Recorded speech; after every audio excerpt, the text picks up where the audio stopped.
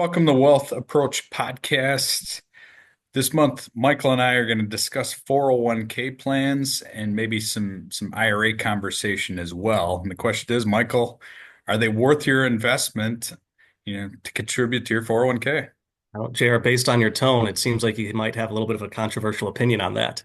No, I think you look at 401k plans, one of the first things we're told when we start our careers is, hey, start contributing, start putting away money towards your retirement, which is definitely a good approach, is good advice, and definitely recommend saving and putting some money into tax deferred accounts. But I think there is a bit of a better way or more efficient way to put money away for retirement outside of the 401k plan directly. So when we look at the 401k plans versus, let's say, like a Roth IRA, because the main difference is going to be really on the tax status of each plan, as well as the amount that you can contribute to each of the accounts.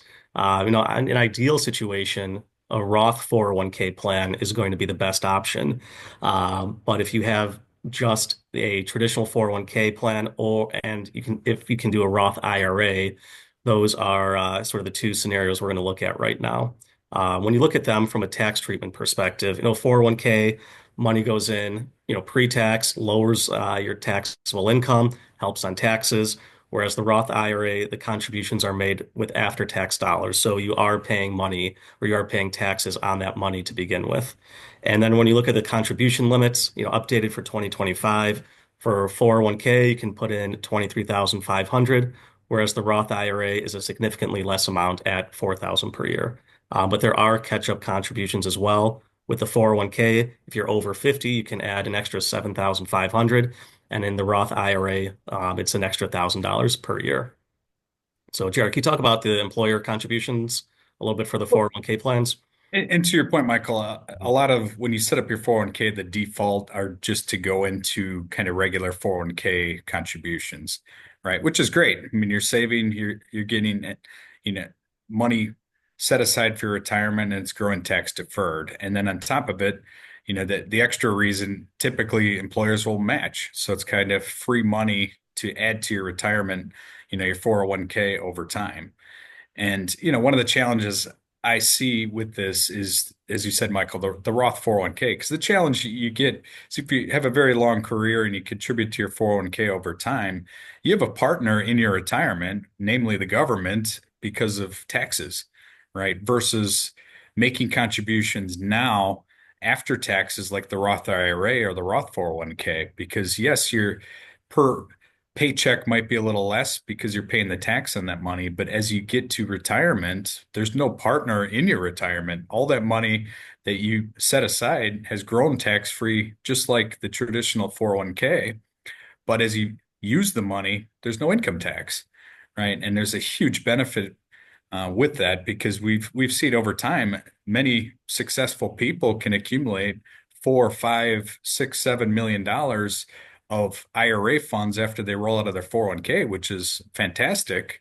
But then it can put you, as you look at required minimum distribution age, as you get to your 70s and 80s, that required distribution is likely in a lot of cases your largest tax liability. And for some people, their retirement tax bracket is higher than their working tax bracket overall. And again, just to articulate kind of the challenge with required minimum distributions, I had a fun story from years ago where he had a client, she was in her middle 90s, and she called me up and said, JR, where can you put my money in my retirement account that I can make 16% safe? Because in her middle late 90s, her required minimum distribution was 16% of her principal, right? And you could see the challenge versus that. Whereas had she set aside that money in Roth, it would have been a non-event, and you can continue to accumulate that and do very well. So I think it's a major consideration as you're setting up your retirement to really look into that 401k plan and kind of manage the pros and cons between tax deferred versus Roth. Mhm. And one other thing I do want to touch on are just the income limits, just from a technical standpoint. So within the 401k, whether it's traditional or Roth, there are no income limits for your contributions. But for the Roth IRA, there are. So if you're a single tax filer, if you're making more than $160,000 per year, you can't contribute to a self-directed Roth IRA like this. And if you are sort of a married couple or filing jointly, that goes up to 246,000 per year. And then there is a range where you can make prorated contributions, but generally speaking, that those are going to be the income limits for the Roth IRAs. And with that in mind, there are different ways to still fund a Roth IRA, whether it's through a backdoor Roth IRA contribution. But that's something that if you think applies to you, reach out and we can talk about that in more detail. Hey, Michael, to kind of touch on this, Fidelity had some research out based on their 401ks, and they like to release every year the number of 401k millionaires, right? And with the Mhm. markets doing well, it was up 27% on the number of 401k millionaires last year to over 500,000, right? But I'm sure as you dig into the 401k millionaires, 99% of those are going to be in that traditional 401k category as opposed to the Roth, right? So I think as you're sitting listening to this, I wouldn't feel necessarily bad if you only have 401k because there's, options within your plan typically to slowly start to convert and move your existing 401k to Roth.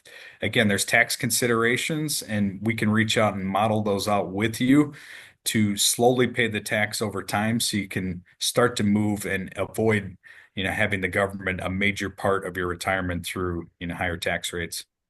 And, as you were saying that the majority of, those people are in the traditional 401k, the overwhelming majority of those people are, nearing retirement or are in retirement right now as well. So again, just it becomes a little bit more pertinent.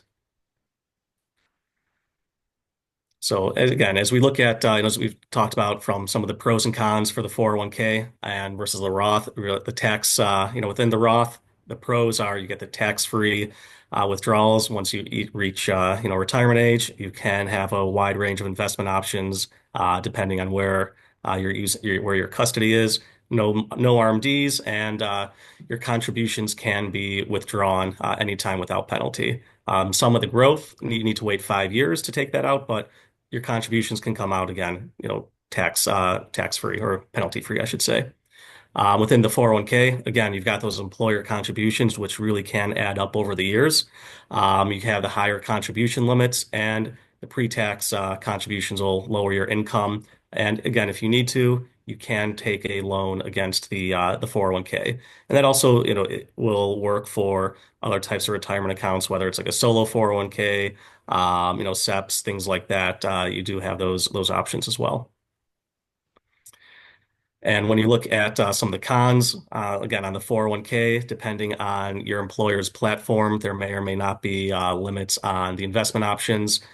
Usually there's a lot of target date funds and then maybe a few different stock funds, a few different bond funds. Whereas a self-directed IRA or Roth IRA, you do have more of those, a broad range of choices. And then within the 401k, again, you've got RMDs at age 73, penalties, which is, I guess, for both if you withdraw money before age 59 and a half. And then again, 401k, the biggest one that we're talking about and we're really harping on are the taxes on your withdrawals from the 401k. And Michael, on the 401k, I Mhm. think it's good to point out a lot of plans allow for what's called an in-service distribution. So what that'll allow you to do, especially if you're getting close to retirement, and as you said, Michael, there's limited investment options, and you really want to be safer and maybe have individual fixed income positions. A lot of plans, depending on the age, will allow you to withdraw some or all of your principal, still participate in the plan going forward, but then roll it into an IRA to really help, diversify and move to different options that might be more appropriate as you get closer to retirement. And so again, looking again more so at another pros and cons, we kind of want to talk about a scenario and what's the best option, not necessarily for you, but for your beneficiaries. Having $1 million IRA versus $1 million Roth IRA. Jerry, you want to take that? Well, and if you look at this, Michael, I mean, the tax laws have changed, so much recently on, because it used to be you pass away, you leave your IRA, it goes to your spouse, and then ultimately to your heirs. Let's use your kids as an example. So what used to happen is I would inherit $1 million IRA from my parents, and then I could stretch out, which means I'd only have to take a little bit out over the rest of my lifetime. Right, which was a nice advantage that you could still continue to accumulate. You wouldn't have a huge tax liability, and it worked out fairly well over time. But what's changed more recently is when you inherit an IRA now, all the dollars need to be withdrawn within 10 years, right? So it makes it a much more difficult planning conversation because when do you take it all out? Do you take it all out in the first year? Do you wait and take the minimum amount and then have a huge tax liability in year 10? And try to manage through that. It's a very difficult planning conversation. And again, you might not be in the top tax bracket now. Let's say you're making three or 400,000 as a family household. All of a sudden, you inherit a regular IRA. You have to take that $1 million IRA plus the growth over that eight to 10 year period as income, right? So it can really push you up into a higher tax bracket. And again, it makes the planning around these much more difficult versus a Roth IRA. So again, I think as we think about these, it's a good time as a family to really look at, the dynamic of your kids and heirs to see what tax brackets there are in. And more importantly, looking at your own estate plan, if you are in a taxable estate, a Roth conversion can be a no-brainer as well because it could lead to double taxation within your estate that the IRA is taxed, and then ultimately your kids will pay income tax on that IRA as well. So then when you consider the $1 million Roth IRA, it's a much more advantageous vehicle because even taking a little bit of minimum distribution over that 10-year period, you really want to accumulate that long-term growth in year 10 and then withdraw the entire principal, and there's no tax. So it's really offers a much more compelling option for beneficiaries, to really consider that Roth IRA because again, no tax planning required with the Roth. And again, it's a great way to build up a lot of extra wealth with all that tax-free accumulation. And paying the taxes on it is the estate tax-free gift that you can do more or less above and beyond the annual exemption amount too. But at the end of the day, and I do say this tongue in cheek, as Gene would say, if you have to pay taxes, it doesn't mean, you probably made some good decisions. But that, to your point though, if you can do the traditional IRA or 401k versus the Roth, have that $1 million definitely makes more sense for, a lot of different reasons to have it in the Roth. And again, Michael, we walk through a lot of conversations with families. Like you're not going to necessarily, if you're, close, if you're in retirement or, in your late 70s, or early 80s, you might want to slowly start to convert your IRA, pay the tax along the way so that the tax hit can be a little more palatable over multiple years. hmm hmm And here we have a case study just to kind of talk about a way to sort of maximize and be efficient with your retirement contributions.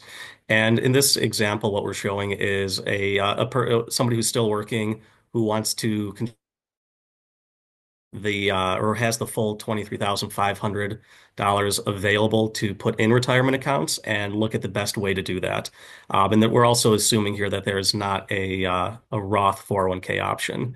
So the way that we're looking at this is that, if they are in a position to make the full contribution to the Roth and put the $7,000 a year there, that they do that as well as make the other or put another 16,500 into their company plan so that they are still getting the match. And again, as you look at this table, we're using a 7% annualized rate of return. The 401k money still does grow a fair amount. With the annual contributions, you're still able to put the money away. But then again, you've got still, the Roth money that is building up tax-free as well. So, if you think about it, had you put all the money, the full 23,500 into the 401k, yes, you would have another, $100,000, rounding up in the 401k. But that again, upon RMDs, when, for beneficiaries, it's just gonna be that much more money that you're being taxed on as well. So having this Roth option here or a way to go into the Roth is just going to be, again, as efficient as possible, at least from our perspective.